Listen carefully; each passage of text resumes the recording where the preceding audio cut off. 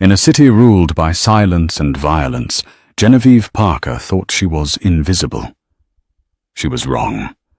Running from a past that left her black and blue, she stumbled into the one place safer and deadlier than the streets, the Onyx Room, the private sanctuary of Lorenzo Moretti. She didn't know who he was. She only knew she was about to collapse. But when the most feared man in the city catches you, he doesn't just let you go, especially when he sees the marks on your skin. Watch closely, because this isn't a fairy tale. This is what happens when a broken girl falls at the feet of a monster who decides to become her shield. The air inside the Onyx Room smelled of expensive Scotch-aged leather and fear. It was a subtle scent, the fear buried under the heavy perfume of the elite who frequented the most exclusive club in Chicago. But Lorenzo Moretti could smell it. He sat in the shadowed corner booth, his back to the velvet-lined wall, watching the room with eyes that resembled chipped flint. He wasn't looking for trouble tonight. He was looking for a ghost, a leak in his organization that had cost him 3 shipments of pharmaceuticals in the last month. But his focus kept drifting to the new waitress. She was small, frail, even moving with a jagged, nervous energy that didn't fit the smooth, predatory rhythm of his club. Her name tag read Jen. She looked like she hadn't slept in a week. Her uniform, a standard black dress, seemed to hang off her frame, and she kept tugging at the long sleeves, pulling them down over her wrists, as if the fabric was the only thing holding her together. Boss. Salvatore. His second-in-command leaned in his voice a low rumble. Senator Joyce is asking for a refill. Do you want me to send someone over, or should we let him sweat? Lorenzo didn't answer immediately. He watched as Jen lifted a heavy tray of crystal tumblers. Her arm trembled violently. A sheen of sweat slicked her pale forehead, making the stray strands of blonde hair stick to her skin. She took a step, swayed, and corrected herself. Let him sweat, Lorenzo murmured, taking a sip of his water. But keep an eye on the girl. The new hire. Salvatore glanced over. She looks like a stiff breeze would knock her over. Want me to fire her? No. Lorenzo's gaze narrowed. It wasn't just exhaustion. He knew the body language of pain. He knew how people moved when they had broken ribs taped up tight, or when their skin felt too tender to touch. She moved like she was made of glass that had already shattered, but hadn't fallen apart yet. Genevieve Parker was trying to breathe, but her lungs felt like they were filled with crushed concrete. The lights of the chandeliers overhead were too bright, stabbing into her migraine. Every noise, the clinking of ice, the roar of laughter from the table of investment bankers sounded like a gunshot. Just 2 more hours, she told herself, gripping the tray until her knuckles turned white. 2 more hours and I can go back to the shelter, if Brody hasn't found me yet. The thought of Brody sent a fresh spike of adrenaline through her veins, warring with the nausea. She had left him 3 days ago, slipping out the window while he passed out in a drunken stupor. She had taken nothing but the clothes on her back and the bruises he'd left as a parting gift. "Hey, sweetheart!" A booming voice cut through the haze. It was the man at table 4, a loud-mouthed real estate developer named Kenji. "We've been waiting 10 minutes for our bottle." Genevieve flinched. I'm coming, sir," she whispered, her voice raspy. She turned too quickly. The room tilted. The floor seemed to drop away from her feet like a trap door. The heavy tray in her hand slipped as her grip failed. Time seemed to slow down. She waited for the crash of glass, the shouting, the inevitable firing. She waited for the impact of the floor. It never came. A hand large and incredibly warm clamped around her upper arm. It was a grip of steel halting her fall instantly. With his other hand, the man caught the tray just inches before it tipped its contents onto the pristine carpet. Genevieve blinked, her vision tunneling into darkness. She looked up, expecting an angry manager. Instead, she found herself staring into eyes the color of a stormy sea. Lorenzo Moretti stood over her, his presence suffocating the space around them. The entire club seemed to go silent. He held the tray effortlessly in one hand and held her upright with the other. "Breathe," he commanded. It wasn't a suggestion. Genevieve tried. She gasped, her head lolling back. As she did, the long sleeve of her dress rode up. The makeup she had plastered over her wrist had rubbed off during the shift. Exposed under the harsh club lights were 4 distinct purple finger marks, bruises that wrapped around her delicate wrist bone. They were fresh, angry. Lorenzo's gaze dropped to her wrist. His eyes darkened, shifting from indifferent observer to something lethal. He saw the bruise. Then he looked at her neck, where the collar of her dress had shifted, revealing the yellowing edge of a choke mark. Genevieve's knees gave out completely. "I'm sorry," she whispered, the darkness finally claiming her. "Please don't let him find me." She went limp. Lorenzo scooped her up into his arms before she hit the ground, the tray forgotten on the table. Salvatore was at his side in a second. "Boss, what do we do?" Lorenzo looked down at the unconscious woman in his arms. She weighed nothing. She was a bird with broken wings, and she had just collapsed in the lion's den. "Clear the back room," Lorenzo said, his voice terrifyingly calm. "And get Dr. Evans. Now." Consciousness returned to Genevieve in slow, painful waves. The first thing she noticed was the smell. The stale alcohol and perfume of the club were gone, replaced by the scent of antiseptic and cedarwood. She wasn't on the floor. She was lying on something soft leather. A couch. Her eyes snapped open, panic instantly seizing her chest. She scrambled backward, her back hitting the armrest of a massive leather sofa. She was in a room she didn't recognize.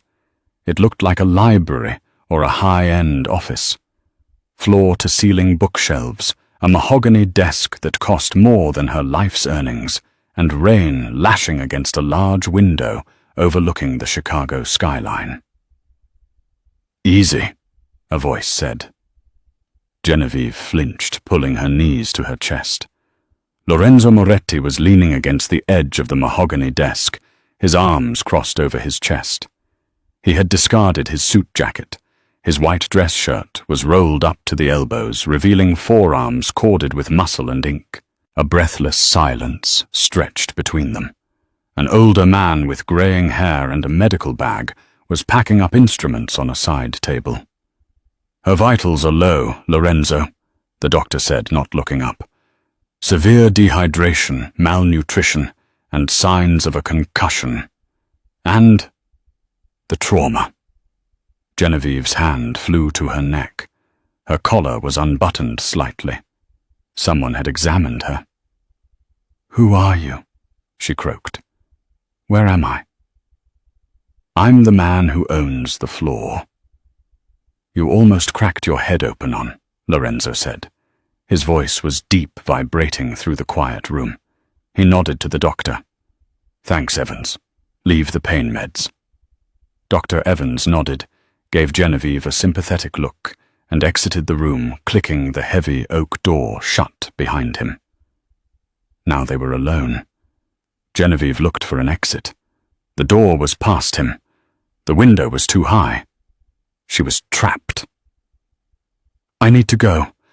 I'm sorry about the shift. I quit. You don't have to pay me." She tried to stand, but her legs were jelly. She stumbled, and in 2 strides Lorenzo was there. He didn't grab her this time.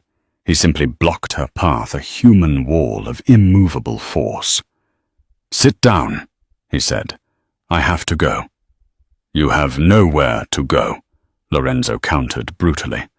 "I checked your employee file while you were out. Address is a P.O. box. Emergency contact is blank. You have no coat, no purse, and $40 in your locker." Genevieve felt the blood drain from her face. "That's none of your business."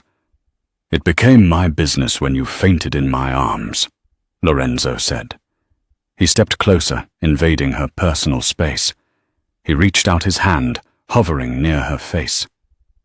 Genevieve flinched violently, squeezing her eyes shut, expecting a blow.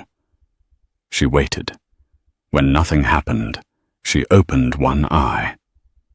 Lorenzo's hand was frozen in mid-air, inches from her cheek. His expression was unreadable, but his jaw was clenched so tight a muscle feathered in his cheek. He slowly lowered his hand, reaching instead for the hem of her sleeve. "Don't," she whispered. He ignored her.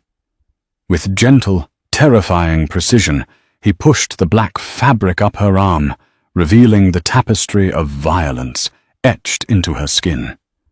The finger marks on her wrist, the scraping burns on her elbows. Lorenzo stared at the marks for a long time. The silence in the room grew heavy, charged with a static electricity that made the hair on Genevieve's arms stand up.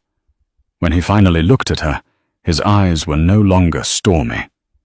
They were black pits. "Who hurt you?" he asked. The question hung in the air. It wasn't asked with pity. It was asked with the clinical detachment of an executioner asking for a name to put on a bullet. Genevieve shook her head, tears stinging her eyes. "It doesn't matter." "It matters," Lorenzo said. He crouched down so he was eye level with her, forcing her to look at him. "Look at me, Jen. In this city, I am the thing that goes bump in the night. I am the reason people lock their doors. But you are sitting in my office bleeding on my couch." He reached out and with his thumb gently wiped a tear from her cheek. The touch was shocking in its tenderness. "You said before you passed out, 'Don't let him find me.'" Lorenzo's voice dropped an octave. "Name him, and he will never find anyone ever again." Genevieve trembled. She wanted to tell him. God, she wanted to tell him. But she knew Brody. Brody Miller wasn't just an abusive ex. He was a detective in the 21st District. He had a badge. He had the law. And he had friends in low places. "He's a cop," she whispered, the confession tumbling out. "He's a cop, and if you touch him, he'll bring the whole department down on you." Lorenzo didn't flinch. If anything, the corner of his mouth twitched upward in a cold, humorless smile. "A cop," Lorenzo repeated. He stood up, walking back to his desk. He picked up his phone. "Well, that simplifies things." "Simplifies things." Genevieve stared at him. "He'll kill me. If he knows I'm here." "He won't know you're here," Lorenzo said. He tapped a contact on his phone and put it to his ear. His eyes locked onto hers, burning with a promise of violence. "Salvatore. We have a pest control problem. Get the car and find out which precinct has a detective." He looked at her, waiting. Genevieve swallowed hard. "Miller. Brody Miller." "Detective Brody Miller." Lorenzo finished into the phone. "I want to know where he sleeps, where he eats, and who he owes money to. Tonight." He hung up the phone and poured a glass of water, handing it to her. "Drink," he said. "You're staying here tonight." "I can't stay with you," she argued weakly. You're the Mafia. Everyone knows who owns the Onyx." Lorenzo sat on the edge of the desk, crossing his ankles. Yes, I am. Which means this building is the safest fortress in Chicago. No badge gets in here unless I allow it. He paused, his gaze softening, just a fraction. You fell at my feet, Genevieve. By the ancient laws of my people, that makes you my responsibility. You don't leave this room until you're healed. Genevieve looked at the water glass, then at the man who radiated danger like a furnace radiates heat. For the first time in months, the terror in her gut subsided, replaced by something strange. Hope. Or maybe just the realization that she had traded a wolf for a dragon. Why? She asked softly. Why help me? Lorenzo looked out the window at the rain-slicked city. Because I hate bullies, he said quietly. And I hate broken things. Suddenly the heavy oak door burst open. Salvatore stood there, looking breathless, his face pale. Boss, Salvatore said urgently, we have a problem. There's a squad car downstairs. 2 officers. One of them is demanding to search the premises for a missing person. Genevieve dropped the glass. It shattered on the floor, water soaking into the expensive rug.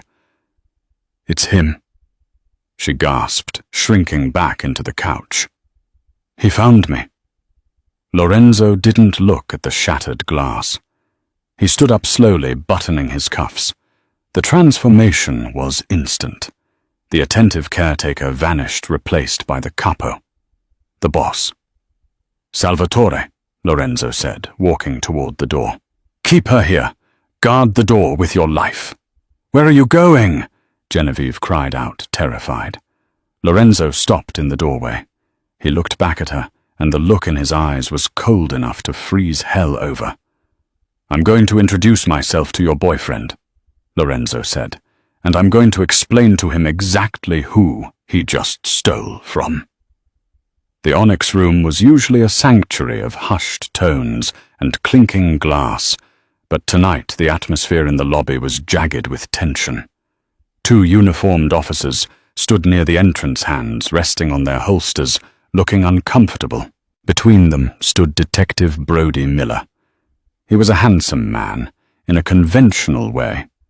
Square-jawed blonde hair swept back a cheap suit that didn't quite fit his broad shoulders.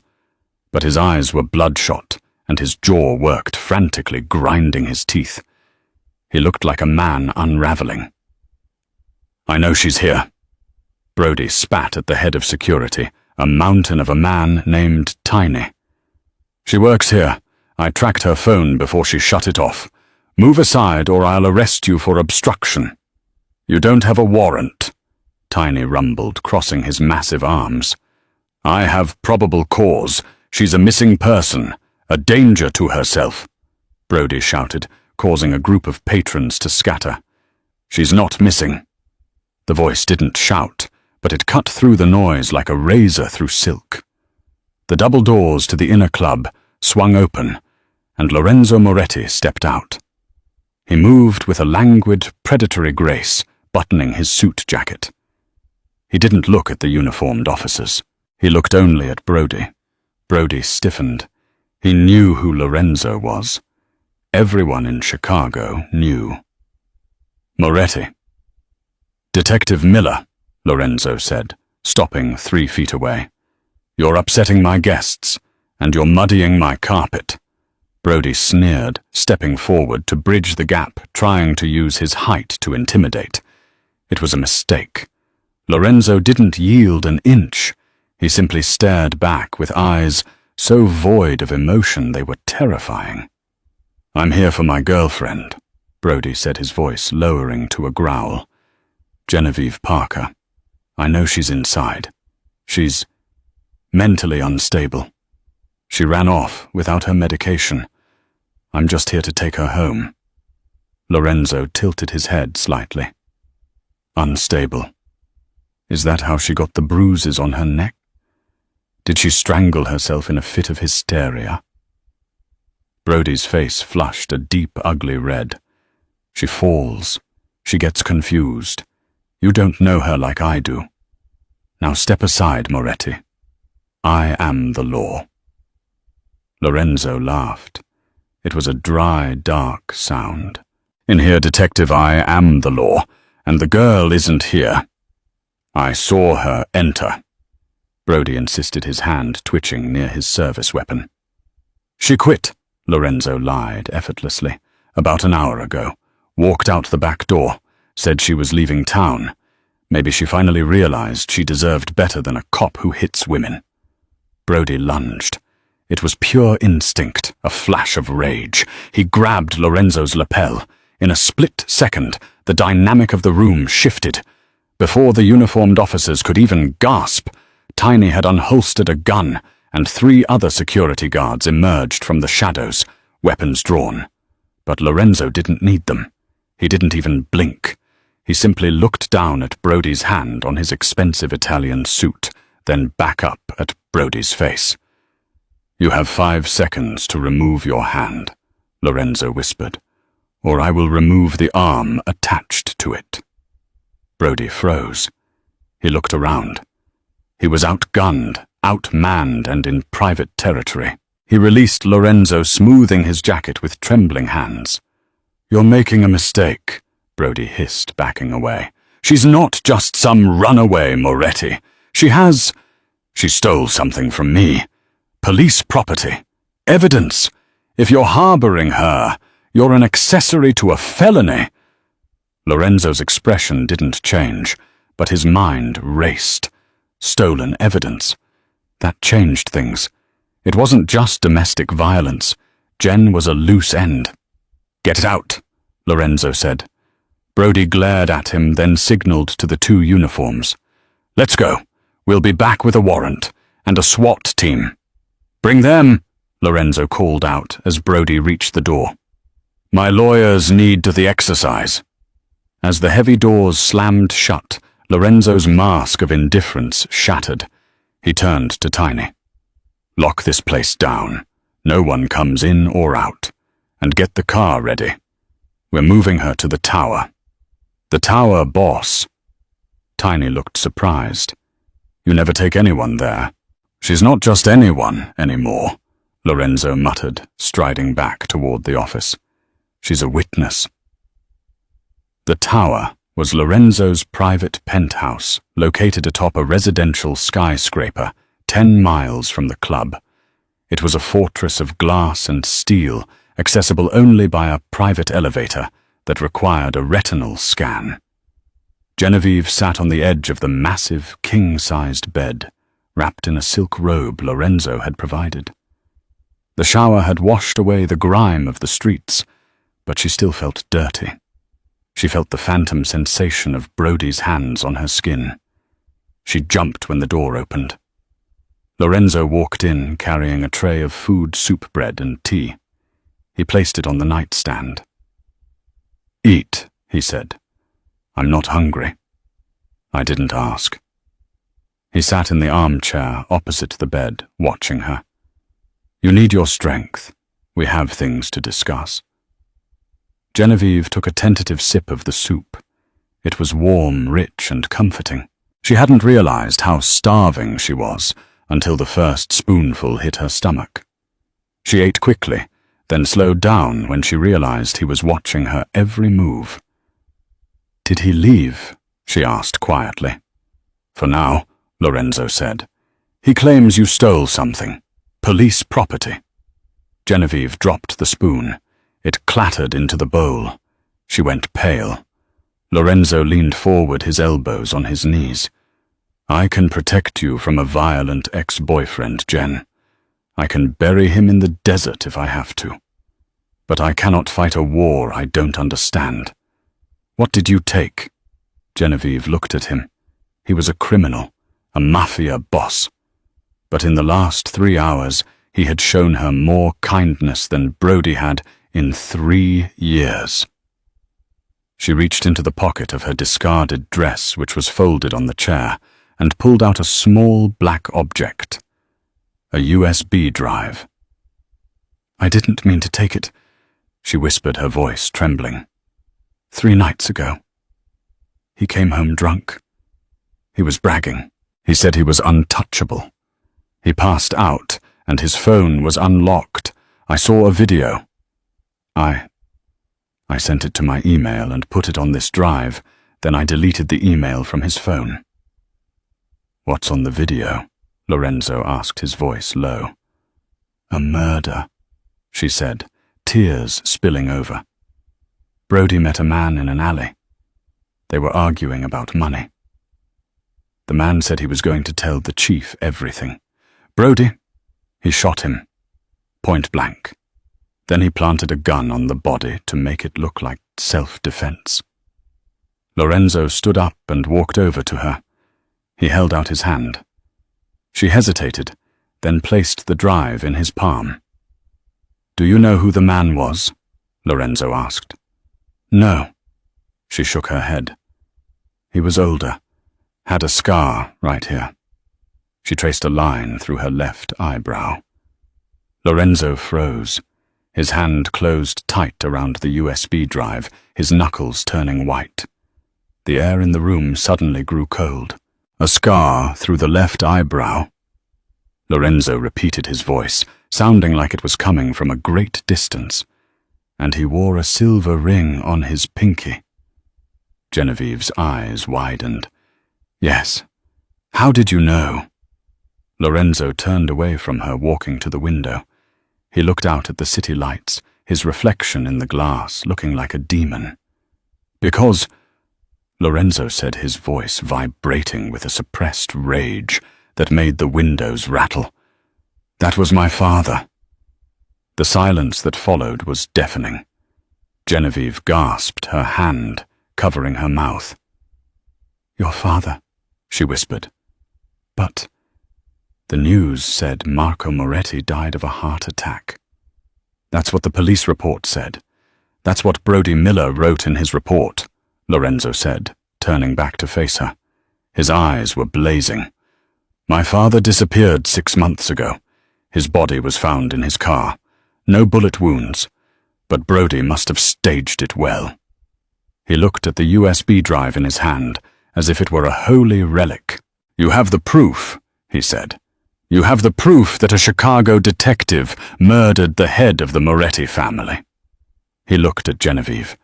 He walked back to the bed and sat down beside her. The anger in his eyes faded, replaced by something intense and possessive.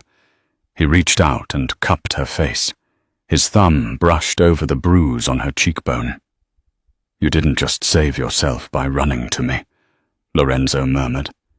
"You brought me the one thing I've been hunting for. Vengeance." Genevieve leaned into his touch, exhausted and overwhelmed. "What happens now?"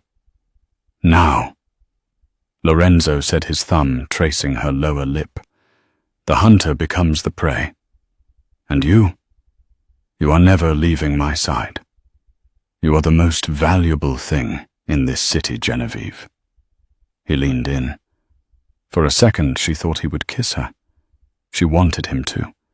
She wanted to erase the memory of Brody with this dangerous, beautiful man. But he pulled back, pressing a kiss to her forehead instead. "Sleep," he commanded softly. "Tomorrow we go to war." 2 days passed in the tower. For Genevieve, it was a strange limbo. She was a prisoner, yes, but a pampered one. Lorenzo was gone during the day, handling business, but he returned every evening. They ate dinner together. They talked. He told her about his childhood, about the burden of the Moretti name. She told him about her dreams of opening a bakery, dreams that Brody had laughed at and beaten out of her. A fragile bond was forming between them. It wasn't love yet, it was too sharp, too desperate for that. But it was a powerful alliance.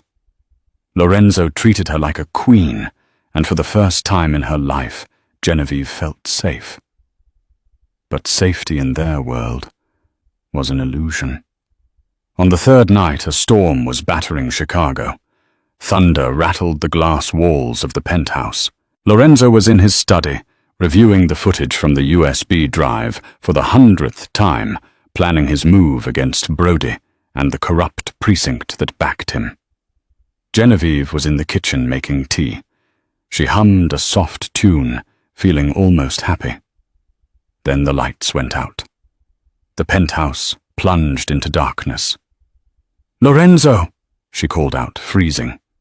"Get down!" Lorenzo's voice roared from the study. Crash! The glass of the balcony doors shattered inward as men in tactical gear rappelled down from the roof. Genevieve screamed, dropping the kettle. Red laser sights cut through the dusty air. Lorenzo emerged from the hallway, a gun in each hand.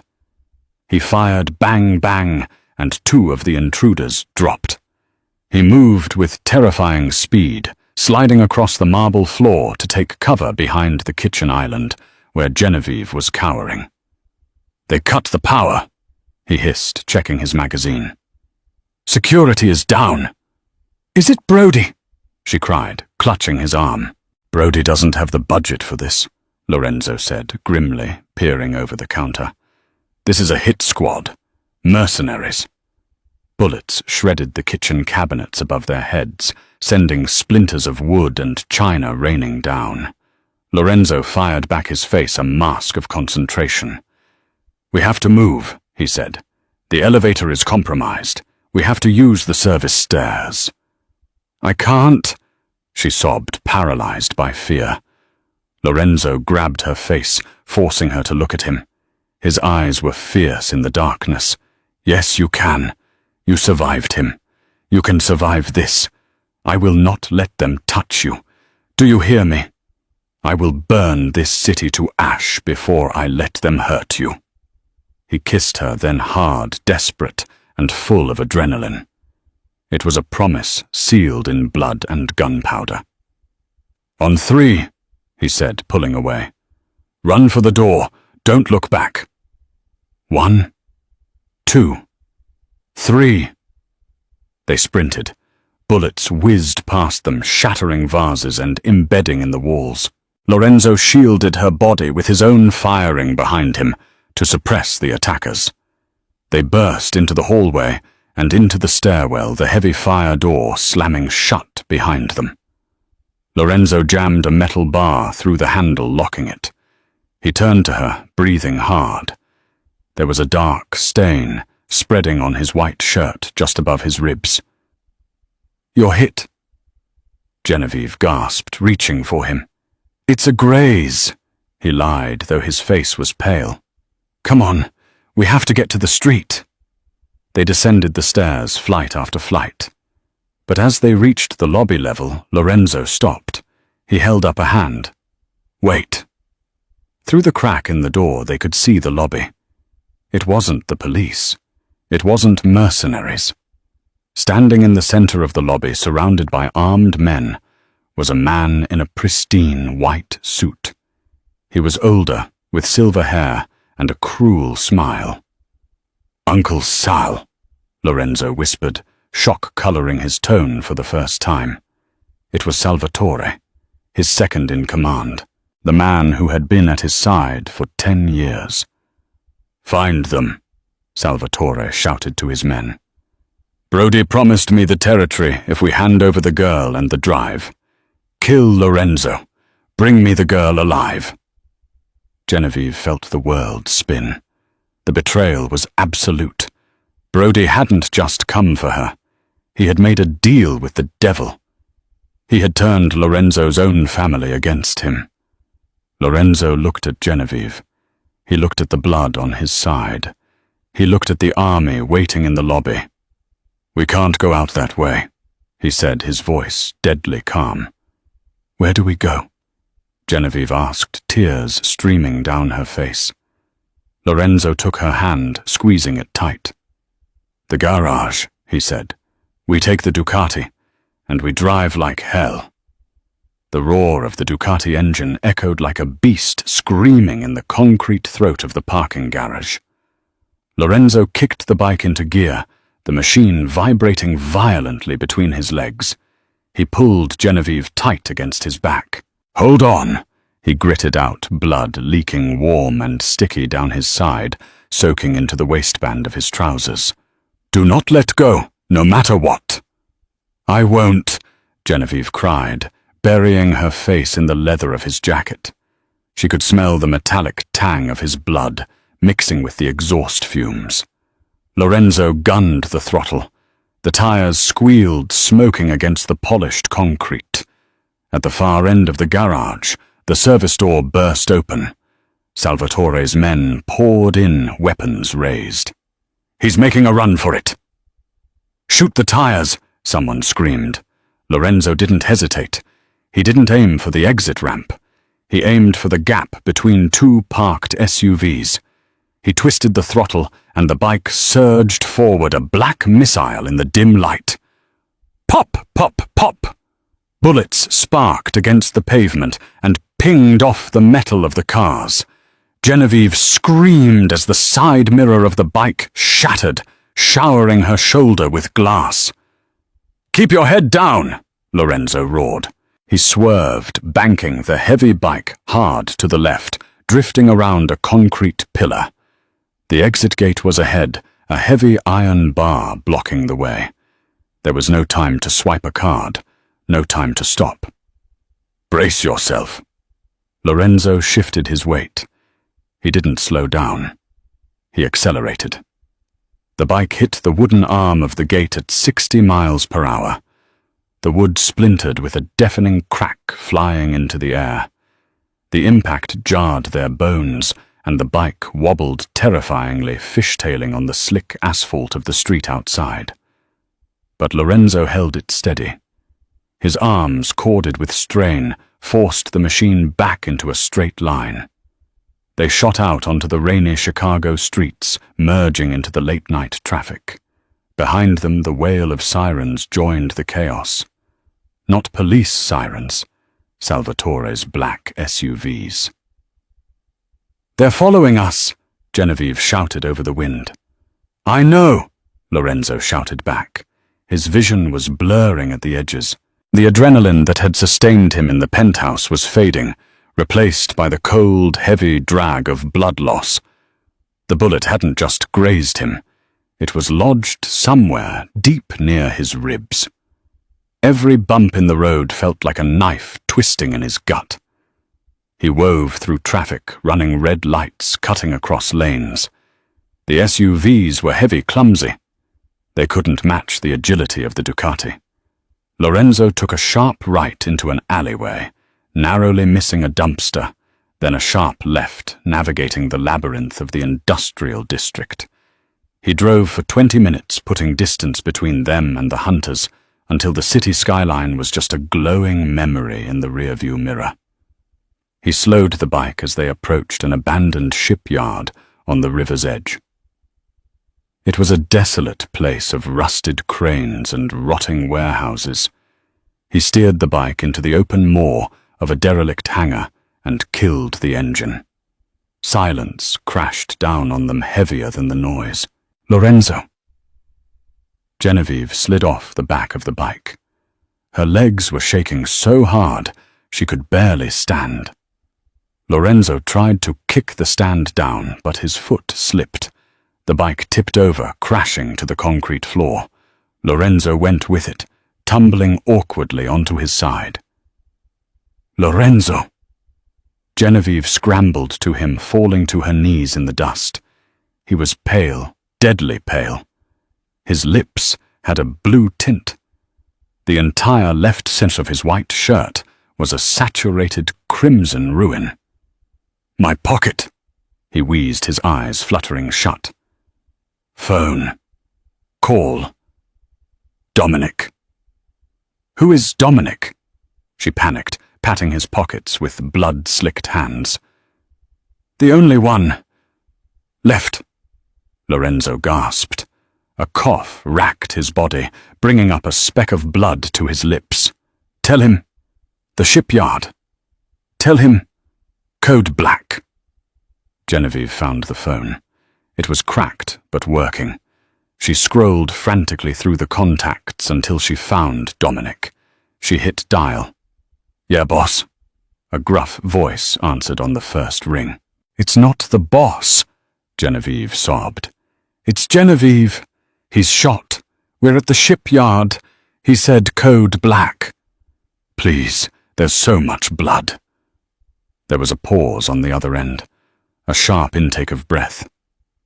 "I'm 5 minutes out. Keep pressure on the wound. Do not let him sleep." The line went dead. Genevieve dropped the phone and tore the hem of her dress. She folded the fabric into a thick pad and pressed it hard against the hole in Lorenzo's side. Lorenzo groaned, his body arching in pain. His eyes snapped open, hazy and unfocused. "I'm sorry," she whispered, leaning over him, her tears falling onto his face. "I'm so sorry. This is all my fault. You should have just let me fall in the club." Lorenzo reached up. His hand was heavy, his grip weak, but he found her hand pressing on his wound and covered it with his own. "No," he rasped. "Best thing I ever caught." "Don't talk like that," she scolded, her voice breaking. "You're going to be fine. You're the Mafia boss, remember? You're the monster in the dark. Monsters don't die in dusty warehouses." Lorenzo managed a weak, crooked smile. "Jen, what if I don't make it?"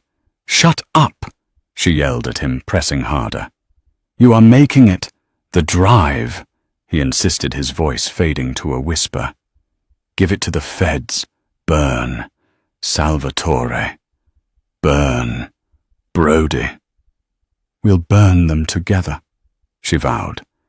She leaned down, pressing her forehead against his clammy temple. "Stay with me, Lorenzo. Please. I can't do this without you." He looked at her, really looked at her, through the haze of pain. In the dim light of the moon, filtering through the broken roof, he saw the strength in her jaw, the fire in her eyes. The broken girl from the club was gone. In her place was a woman forged in steel.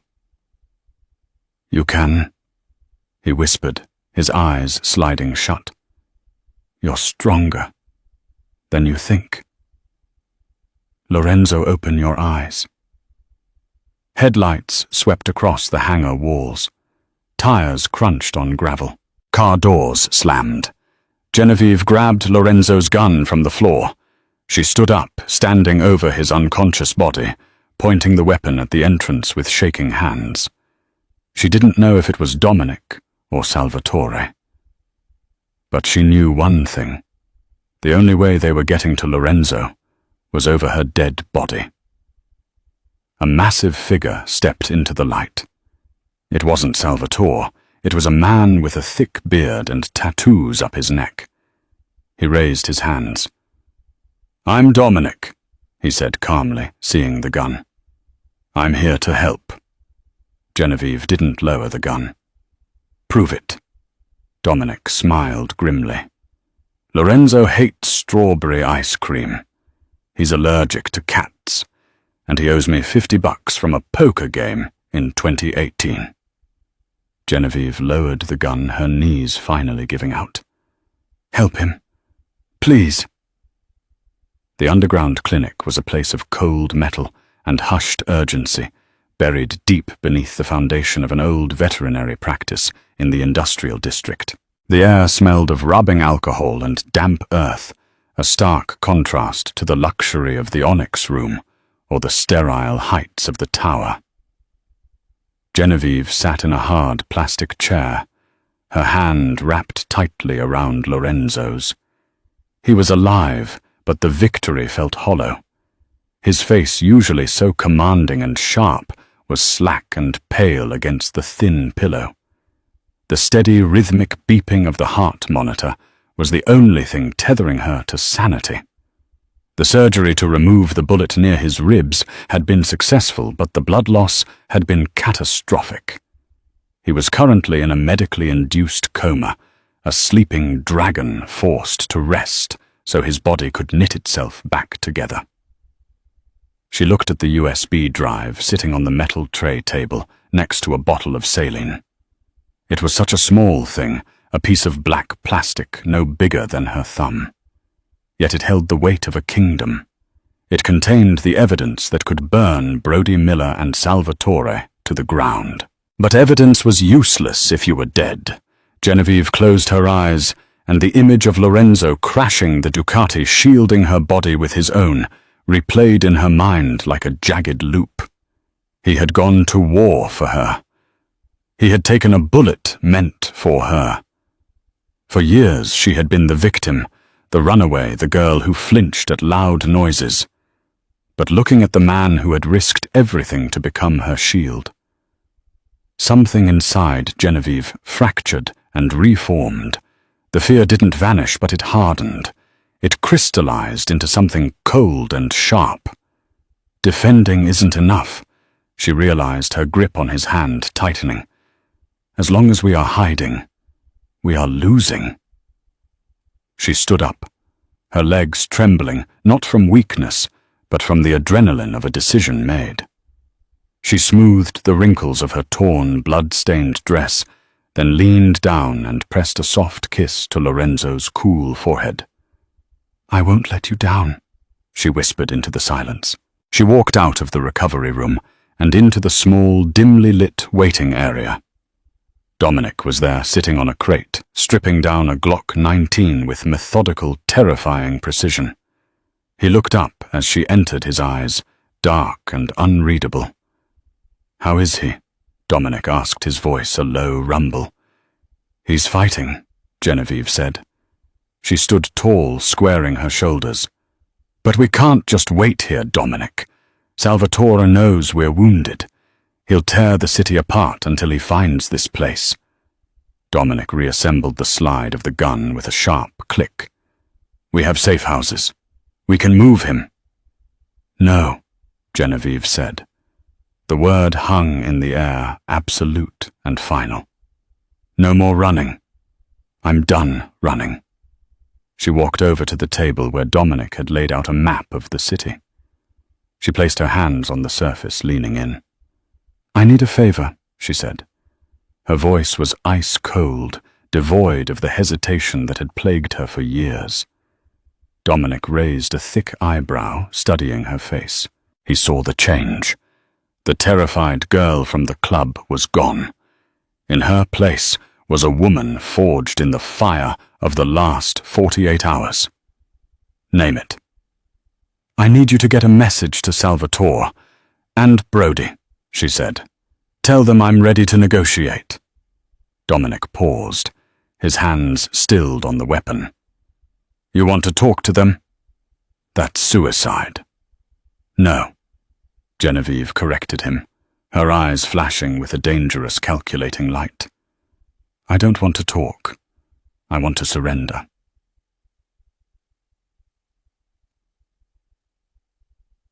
The meeting was set for midnight at the Onyx Room.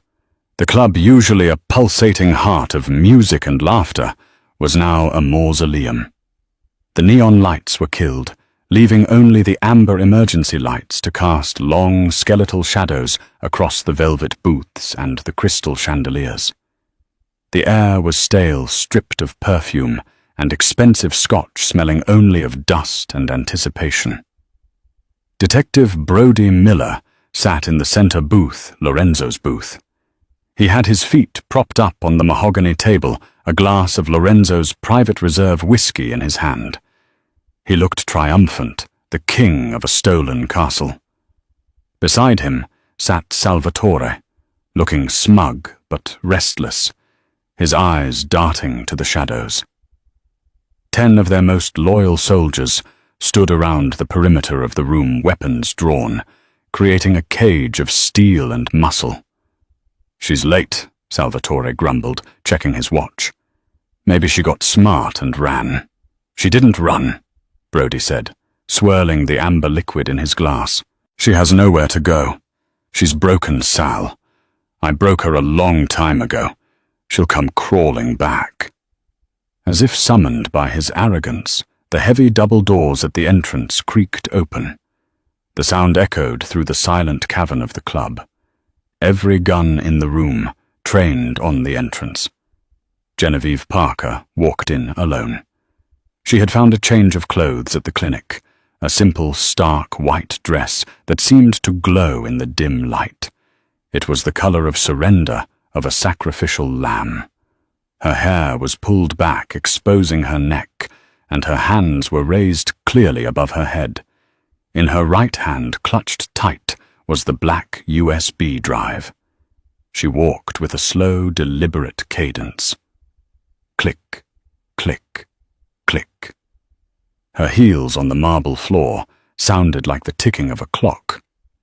"Well, well," Brody sneered, dropping his feet from the table and standing up. He adjusted his jacket, a predator sighting easy prey.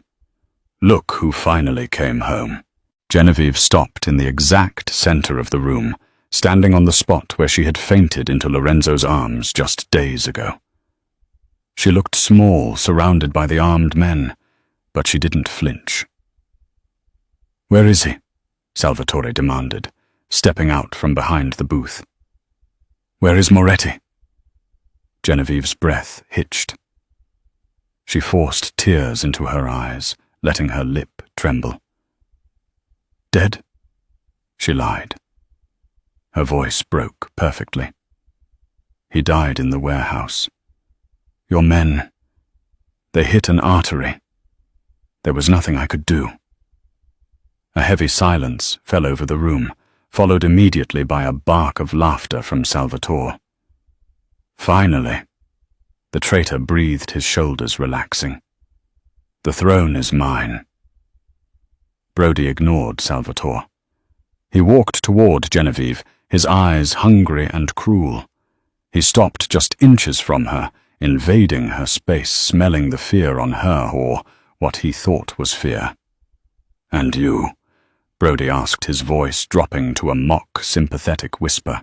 "Did you realize you have nowhere else to go? Did you finally realize you belong to me?" Genevieve looked up at him. She saw the madness in his eyes, the absolute conviction that he was untouchable. "I realized I was tired of running, Brody," she said softly. "I have the drive. I want to make a deal." "A deal?" Brody threw his head back and laughed. It was an ugly sound that bounced off the walls. "You don't have any leverage, Jen. I own the police. Salvatore owns the streets. You are nothing without Moretti." "I want immunity," she persisted, her voice rising slightly. "And I want safe passage out of the city. I'll disappear. You'll never see me again." "Hand it over," Brody commanded, holding out his palm. "And maybe I won't kill you right here." Genevieve hesitated. She looked at the drive in her hand, then back at Brody. She took a deep breath, steeling herself for the final gambit. "Did you really kill Marco Moretti?" she asked, her voice loud and clear, projecting to the back of the room. Brody rolled his eyes, exasperated. "Are we doing this now? You need a confession for your peace of mind." He stepped closer, gripping her chin with his free hand, forcing her to look at him. "Yes, Jen. I put a bullet in the old man's head because he wouldn't pay my increase in protection fees. I killed him, I framed it as a heart attack, and I planted the evidence, and I'd do it again. Now give me the damn drive." Genevieve stared at him for a heartbeat. Then a smile slowly spread across her face. It wasn't the smile of a victim. It was the smile of the executioner pulling the lever. "Okay," she said. She tossed the drive to him. It sailed through the air in a slow arc. Brody caught it, grinning like a wolf who had just cornered the lamb. "Smart girl," he said, pocketing the drive. He reached for her arm, his grip bruising. "Now let's go home. I have a lot of punishment to catch up on." "Actually," Genevieve said, taking a sharp step back, pulling her arm from his grasp, "I don't think we're going anywhere." Brody frowned. "What?" Suddenly, the massive LED screen behind the main bar, usually reserved for sports events or music videos, flickered to life. Static hissed through the room's sound system, followed by a sharp whine of feedback. Brody spun around. His blood turned to ice. On the massive screen was a live video feed of the room they were standing in. The angle was high, captured by a hidden security camera in the rafters, and in the bottom corner of the screen, a view count was ticking up rapidly. 234 viewers. "What is this?" Salvatore shouted, backing away. "It's a live stream!" Genevieve said, her voice ringing out with terrifying clarity. "Direct to the Chicago Tribune's Facebook page, the DOJ Watchdog Group, and the FBI tip line." Brody stared at the screen, his mouth agape. He saw himself. He heard his own voice echoing on a 10-second delay loop, booming through the club's speakers. "Yes, Jen. I put a bullet in the old man's head." The confession. It was out. It was everywhere. "You bitch!" Brody screamed, his face twisting into a mask of pure rage. He reached for his service weapon. "I'll kill you." He never cleared the holster. Crack! A single gunshot rang out from the shadows of the upper VIP balcony. It was a precise, thunderous sound that stopped the world. Brody screamed, clutching his hand. Blood sprayed onto the pristine marble floor. His gun clattered uselessly away, skidding under a table. "I told you," a deep, gravelly voice boomed from the darkness above. "If you touch her, I'll remove the arm." Salvatore spun around, his face draining of color. "It's a ghost," he shrieked. "He's dead." She said he was dead. From the shadows of the balcony, a figure emerged. Lorenzo Moretti leaned heavily against the railing. He was pale sweat sheening his forehead, and his black shirt was bulky with bandages, but he was upright. He held a long-range rifle with the ease of a master. "I improvised," Lorenzo called down, his voice strained but commanding. "Dominic!" "Now!" Lorenzo shouted. The kitchen doors burst open with a crash. Dominic led a charge of 20 men loyalists who had been in hiding waiting for the call. They poured into the room like a flood. It wasn't a fight. It was a massacre of will. Salvatore's mercenaries, realizing they were outgunned, their leader exposed and their crimes broadcasting live to the world, dropped their weapons instantly. Salvatore tried to run for the back exit, scrambling like a rat. Tiny, the massive head of security, stepped out from behind a velvet curtain. He didn't even use a weapon. He simply extended a clothesline arm. Salvatore hit the floor with a sickening crunch and stayed there. Brody was on his knees, cradling his shattered hand, staring up at the screen that was ruining his life in real time. He was sobbing not from pain, but from the realization that his badge, his power, and his freedom were gone. Lorenzo handed the rifle to a guard and began the slow, painful descent down the spiral staircase. The room fell into a reverent silence. He walked past his men, past the cowering Salvatore, straight to Genevieve. He stopped in front of her. He looked at the white dress now stark against the chaos around them. He saw the fire in her eyes, a fire he had helped kindle. "You said you were dead," he murmured, a hint of amusement warring with the pain in his eyes. "I had to make them believe it," she whispered, her facade finally cracking. The adrenaline was fading, leaving her trembling. "I had to be the bait." Lorenzo reached out with his good arm and pulled her into his chest. He buried his face in the crook of her neck, inhaling the scent of her. He was warm, solid, and alive. You're crazy, he breathed against her skin.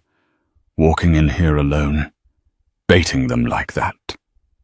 I learned from the best, she sobbed, clutching the fabric of his shirt. Lorenzo turned to face the room, keeping one arm possessively around her waist.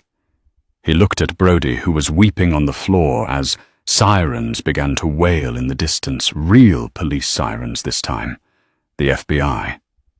Get them out of my sight, Lorenzo commanded, his voice low and dangerous. Tie them up for the feds. Leave the recording running. Let the world see them beg. He looked down at Genevieve, lifting her chin with his thumb. It's over, he said softly. The wolf is in a cage, and the traitor is broken. And us? Genevieve asked, searching his eyes. Lorenzo kissed her. It wasn't a gentle kiss. It was searing, possessive acclaim staked in blood and victory. It tasted of survival. When he finally pulled away, he rested his forehead against hers, closing his eyes.